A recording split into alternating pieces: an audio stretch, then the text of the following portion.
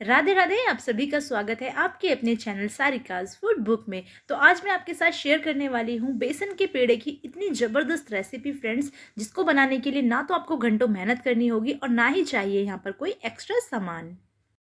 आज के ये पेड़े हम बेसन से बनाने वाले हैं, वो भी बिना चाशनी, बिना मावा, बिना कंडेंस्ड मिल्क। साथ ही हमें यहाँ पर मिल्क पाउडर भी नहीं चाहिए, तो घर की थोड़ी बहुत चीज़ों से ही हम इसे बनाकर तैयार करेंगे बहुत ही कम समय में। चलिए तो फटाफट इसे बनाना शुरू करते हैं। लेकिन फ्रेंड्स, वीडियो को पूरा देखें, तो सारे स्टेप देखिएगा, एक भी मिस मत कीजिएगा, ताकि आपके पेड़े भी बने एकदम परफेक्ट। चलिए तो शुरू करते हैं पेड़े बनाना। सबसे पहले मैंने यहाँ ले ली है एक कढ़ाई, तो उसमें हम डालेंगे अपना बेसन। तो मैंने यहाँ एक कटोरी बेसन लिया है, किसी भी कप या कटोरी से आप ये मेज़र ले सकते हैं, क्योंकि उसी कप या कटोरी से हम आगे का भी मेज़र लेंगे। अब देखिए, मैंने एक कटोरी बेसन लिया है, साथ ही मैंने यहाँ ले लिया है एक कटोरी मैदा। तो मैदा हम इसमें ज़रूर शामिल करेंगे, क्योंकि बाइंडिंग में फिर कोई प्रॉब्लम नहीं रहेगी। फ्रेंड्स, इस तरीके से जब आप बनाएंगे ना बेसन के पेड़े, तो कोई टेस्ट कर बता भी नहीं पाएगा कि इसमें मैदा मिला है। साथ ही बाइंडिंग इतनी बढ़िया होगी कि ना तो वो बिखरेंगे, ना ही वो इस तरह से टूटेंगे। तो बहुत ही बढ़िया उसकी बाइंडिंग होगी, गारंटी वाले पेड़े यहाँ आपके बनने वाले हैं। तो इसी तरह से आप बनाइएगा। एक कटोरी बेसन के साथ आप एक कटोरी मैदा ना लेना चाहे तो थोड़ा सा कम ले सकते हैं, 1 या 2 चम्मच। बाकी ये मेरा परफेक्ट रेशियो है कि 1 कटोरी बेसन और 1 कटोरी मैदा। और अब बिना इसमें कुछ डाले हम इसी तरह से इसको ड्राई रोस्ट करेंगे, अच्छे से भून लेंगे, क्योंकि बेसन को भूनने में थोड़ा सा टाइम लगता है ना। तो आपको बिल्कुल लो फ्लेम पर इसे भूनना है। जितना अच्छा आपका बेसन भुना होगा, उतने ही स्वादिष्ट आपके पेड़े बनेंगे। तो बेसन और मैदे को हम साथ में भूनेंगे, तो मैदे का फ्लेवर उसमें नहीं आएगा, साथ ही बहुत ही बढ़िया बनेंगे। अब देखिए, इसमें हल्का बेसन को भुनने के बाद शुरू करेंगे घी डालना। तो मैं यहाँ देसी घी यूज़ कर रही हूँ। आप चाहे तो रिफाइंड भी यूज़ कर सकते हैं, लेकिन मेरी माने तो आप देसी घी यूज़ कीजिएगा, बहुत ही बढ़िया रिजल्ट आता है। तो मैंने यहाँ पर 1 कटोरी यहाँ पर बेसन लिया था, साथ ही 1 कटोरी यहाँ पर मैंने मैदा लिया था। तो इसमें जो घी जाएगा ना हमारा, आप देखिएगा बहुत ज़्यादा बिल्कुल नहीं लगेगा, बहुत कम घी की मात्रा रहेगी और पेड़े यहाँ पर बनकर तैयार हो जाएंगे। आप देख रहे हैं 2 चम्मच घी मैंने अभी यहाँ ऐड कर दिया है। घी अगर आप चाहे तो यहाँ मेल्ट कर भी डाल सकते हैं, या फिर इसी तरह से डाल दीजिए। गरम कढ़ाई है तो वो अपने आप मेल्ट हो जाता है।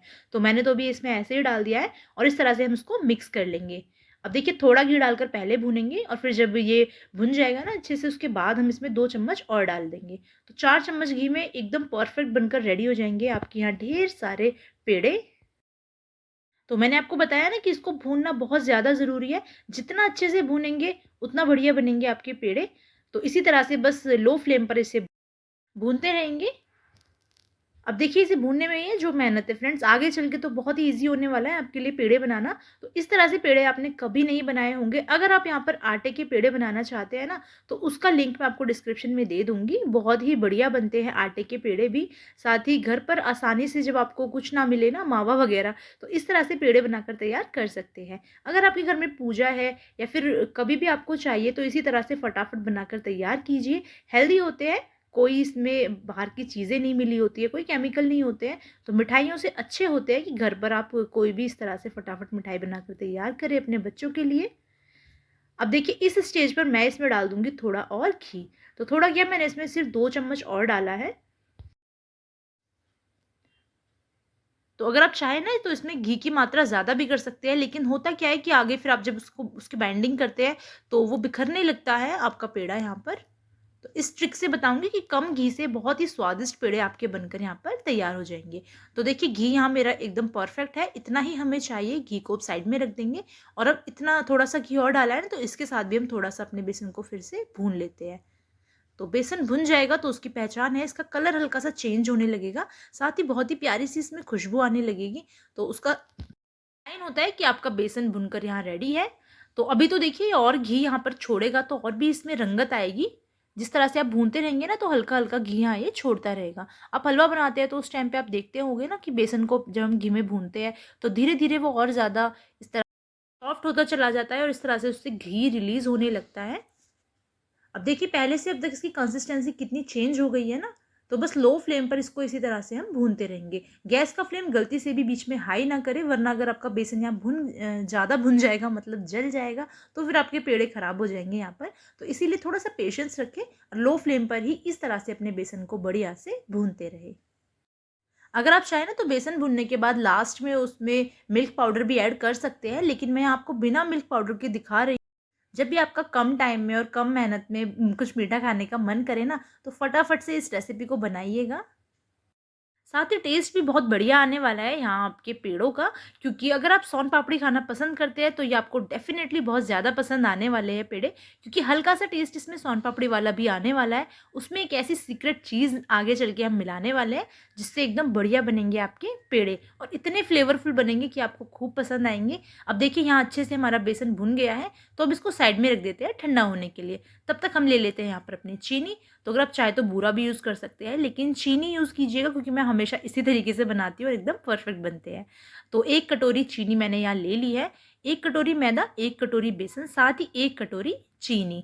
तो परफेक्ट रेशियो है। अगर आप ज़्यादा मीठा पसंद करते हैं तो थोड़ी और एक्स्ट्रा इसमें कर सकते हैं। ये ले ली है मैंने 2 हरी इलायची और इस तरह से इसके दाने निकाल कर मैंने यहाँ पर ऐड कर दिए हैं। अब इसको डालेंगे मिक्सिंग जार में और बढ़िया से यहाँ पर इसका पीस कर एकदम से पाउडर रेडी कर लेंगे। पल्स पर चलाइएगा अच्छे से और बीच-बीच में ना चेक भी कर लीजिएगा। देखिए इस तरह से बिल्कुल पाउडर बन जाना चाहिए। कितनी बार क्या होता है ना कि चीनी नीचे आपकी बैठ जाती है और बाद में जब आप उसे यूज़ करते हैं तो उसके दाने आते हैं, तो पेड़े में वो अच्छे नहीं लगते हैं। अब देखिए यहाँ पर अच्छे से इसे मैंने ठंडा कर लिया है, उसके बाद में इसमें ऐड कर रही हूँ अपनी चीनी वाला पाउडर। तो ध्यान रखिएगा, यहाँ पर हमारा जो बेसन है ना बिल्कुल ठंडा हो जाना चाहिए, गर्म नहीं रहना चाहिए। चाहे तो दूसरे बर्तन में भी ट्रांसफ़र कर सकते हैं, लेकिन मैंने यहाँ कढ़ाई में ही इसे ठंडा कर लिया है। सर्दियाँ हैं तो थोड़ी देर के लिए पंखा चला दिया था रूम में और फटाफट यहाँ पर ठंडा हो गया था हमारा ये मिक्स। तो इसे ठंडा कर कर ही आपको इसमें चीनी ऐड करनी है, वरना बहुत ज़्यादा लूज़ बन जाएँगे आपके पेड़े, तो आप उनको शेप भी नहीं दे पाएँगे, इस तरह से हलवा जैसे बन जाएँगे। तो बहुत ज़रूरी है यहाँ पर आपका चीनी मिक्स करने से पहले इसे अच्छे से ठंडा कर लेना। अब देखिए इस तरह से मैं इसको मिक्स करूँगी, तो हाथों से अच्छी तरह से इस तरह से इसको मैश करेंगे हम। जैसे हम म्योन रेडी करते हैं ना, तो अपने आटे या मैदा में जब हम उसमें घी या फिर धारा डालते हैं तो अच्छे से इस तरह से मसलते हैं, तो ऐसे ही आपको इसको अच्छे से मसलना होगा यहाँ पर।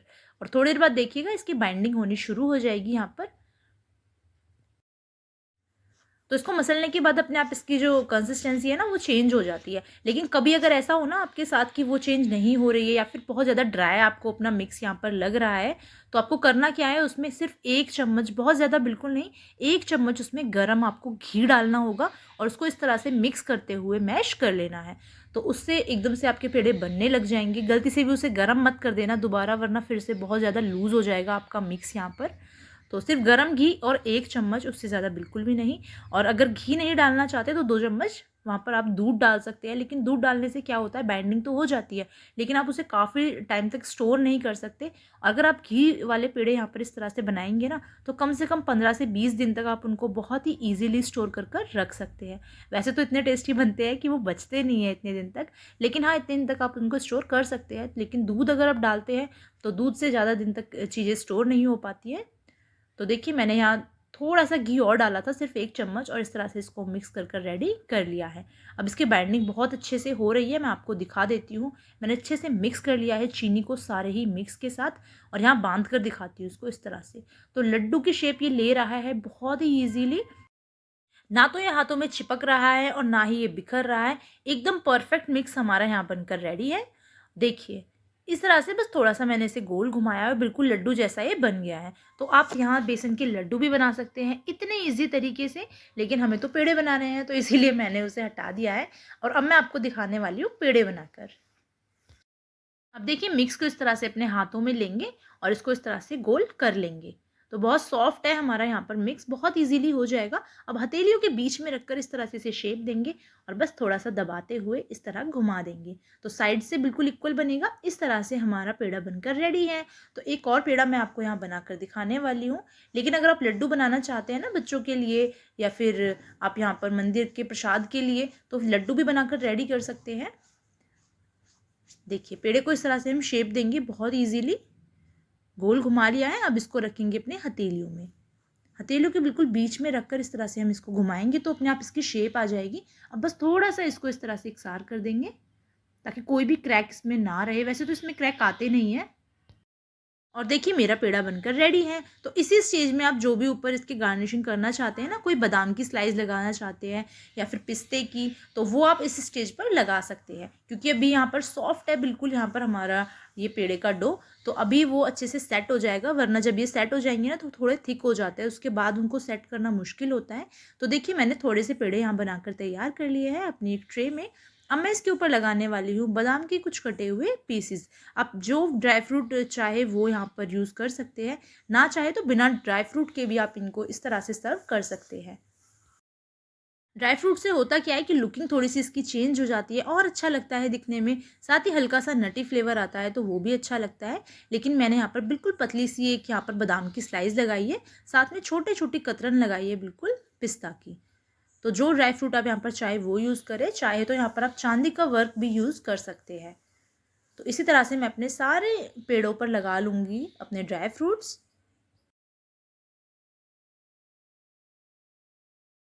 देखिए यहाँ पर सारे मेरे पेड़े बनकर तैयार हैं। अब मैं इनको कर रही हूँ सर्व। तो मैंने स्पेशली अपने कान्हा जी के लिए बनाए थे, तो उनके प्रसाद के लिए मैंने इनको रखा था।